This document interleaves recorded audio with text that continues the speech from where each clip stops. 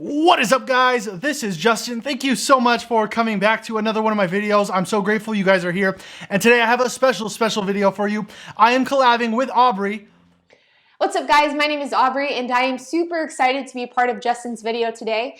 So to give you guys a little bit of background on myself, I am an entrepreneur based in Dallas, Texas, and I have over a dozen cars on the Turo platform, and I've been a part of Turo since 2017.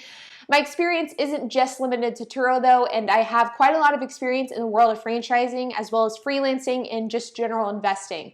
So I created my YouTube channel to kind of track my progress with those business ventures and of course, teach you guys what I've learned along the way. So we have a two-part video series for you guys, the do's and the don'ts of the rental car business. If you want to go after you watch this video, you can go right down to the description, or you can watch the other video in this series on her channel where we're posting them at the same time. So you guys can watch the do's and the don'ts of the rental car business where we're collabing with each other, sharing both of our experiences so that you can be the best owners that you could possibly be.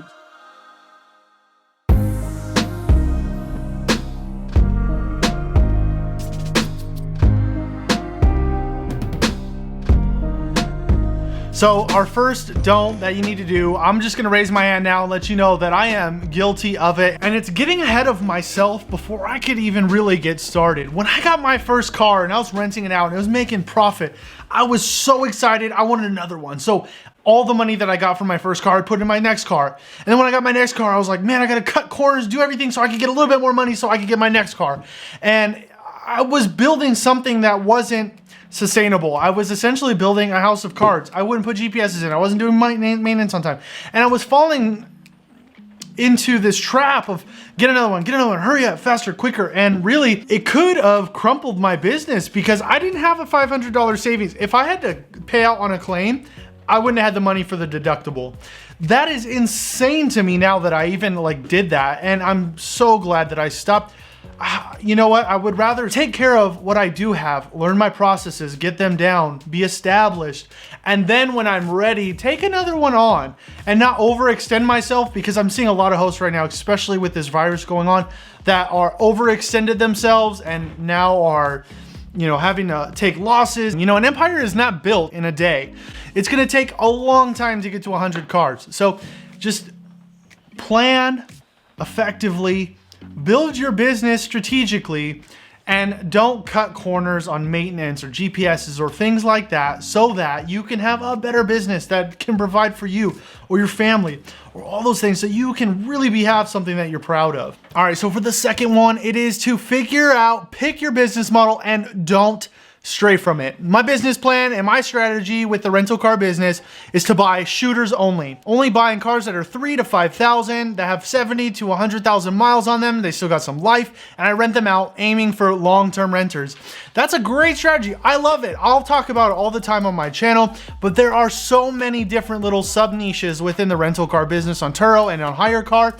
And so that's fine. You can pick whatever one you want. I know some people that rent out luxury cars, and it's great. I would love to have a BMW and drive it around and rent it out and make a gang of money. Who doesn't want $200 a day rental? I would love that, but that's not my plan. That's not my strategy, and that's not how my business is ran. But if I waver from that and I get shiny object syndrome, and if I don't have a goal and I aim towards it and I put effort towards it every day to make that, and I'm over here and I'm over there and I'm over here and I'm over there, then you're never really gonna reach anything. You're gonna look back and it's gonna be a mosh potch and you did things wasting a bunch of time.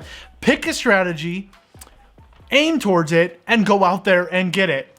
All right, so I'm gonna pass off to Aubrey for our next tip. The third don't of Turo or Hyrecar is don't use someone else's ruler to measure your own success. And what I mean by that is so often, especially with social media and Facebook and Instagram and YouTube and so many other of these platforms, it's so easy to look at what other people are doing and be disappointed with your own progress. You may have 5 cars on the Turo platform and be super pumped about that.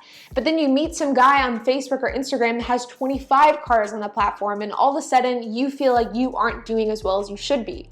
And same goes for things like profit or earnings. You may have 5 cars on the platform grossing $4,000 a month, but then you see somebody else who has 5 cars on the platform grossing $6,000 a month. And I think it's really, really easy to look at these comparisons and to compare yourself to other people and to compare your success to other people's success. But the thing that is so important to understand is that you cannot measure your own success by somebody else's ruler. At the end of the day, you don't know what went into that person's success. You don't know what went into that person's business model. Somebody who is making $10,000 earnings on Turo could potentially be in $15,000 debt, meaning that they could be making a loss of $5,000 per month. You simply don't know what goes on behind the scenes, and it becomes a really toxic situation whenever you start comparing yourself to other people. So one of the biggest don'ts is do not compare yourself to other people, and instead keep track on your own progress, focus on your own goals in your own business, and I can almost guarantee you that you will get so much further that way rather than constantly playing the comparison game. The next don't we have for you for the rental car business is do not make rash decisions. Don't go out there and be all crazy, willy-nilly, buying this next car because you're excited, or you really like the way that BMW looks, or you were like, wow, I could probably make $100 a day, so I'll just buy it. Don't make any rash decisions. Things happen. It's pretty crazy right now with this virus. I see a lot of hosts doing a bunch of things that I don't agree with, which is fine.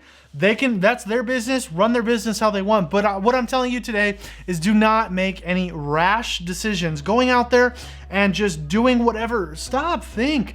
Ask someone that you might know that's in the business if this is a good idea. You can comment on this video, ask me anything. I say DM me on Instagram. I'll talk to you. I'll bounce ideas off me. I'm cool with that. We can talk and I'll let you know. So you're thinking about making a decision, think about it, wait on it, and then go out and make a decision. Don't go out and just do everything all crazy quick. Think about it, plan, but don't be afraid to get started. So I'm gonna pass it off to Aubrey for our last don't. Now, the fifth biggest don't that I have for you all is to don't hesitate to get started.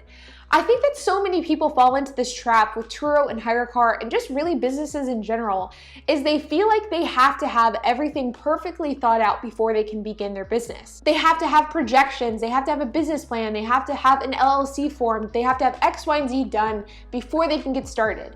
And as a result, these people are in a constant state of planning and they never actually start a business and they never actually get anything meaningful done. And I think that that is a toxic way to operate that will make you no progress and will just leave you exactly where you are forever. So if you are wanting to start Turo or Hyrecar, then just do it. Don't hesitate, just get started today. The great thing about platforms like Turo and Hyrecar is that it makes it really easy for people to get started relatively quickly. So maybe if you have 2 cars in your household, maybe start carpooling to work with your spouse or roommate and start renting out your car on the platform to see how it does. Maybe buy a cheap cash car and see how that does on the platform. There are so many ways to get started with relatively low risk, and it's worth it to get started and to see how you like the business model rather than to plan and plan and plan and never actually begin anything. So if you are interested in Turo or you're interested in Hyrecar, don't hesitate. Just get started on the platform and you will not regret it. I know that Justin and I both probably felt the same way, where we were nervous about getting started, but we jumped in, we did it, and we're both happy that we did. So guys, that is the 5 don'ts of Turo and Hyrecar. If you are interested in learning the 5 do's of Turo and Hyrecar, then definitely check out that video on my channel. It is also featuring Justin, and he gives his insight on some of the things that you should do if you want to use your car for peer-to-peer car sharing. But I want to say a huge thank you to Justin and all of you guys for welcoming me onto the channel. It was a blast collaborating with him, and I hope to see you guys again in the future. I guess we will see you guys in the next video.